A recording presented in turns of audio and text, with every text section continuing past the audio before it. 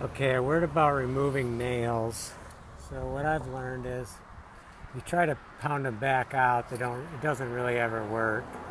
These have been in here 150 years and they're basically not going too far. So what I'm pounding on them, I hate to pound on them because it usually breaks other things. So what I'm going to do is either try to bend them with the hammer close to the base, or with lock pliers turn them back and forth and break them right off at the base. So the nail is still in there, which if you do any drilling, you have to remember that.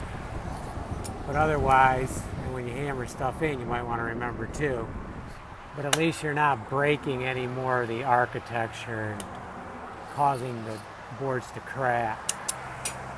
This one had 12 in it. It's about a 4x4. It had 12 nails in, so they didn't plan on it going anyplace. Problem was the water from above the roof, when it broke, or when it went bad, went down through the post and rotted the center right out.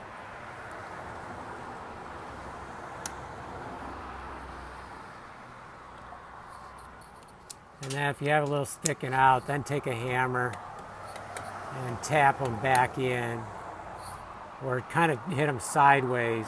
If you pop them out wherever they're set, then you almost have to pull it out at that point, because then it's just in there loose. But that's my take on old nails.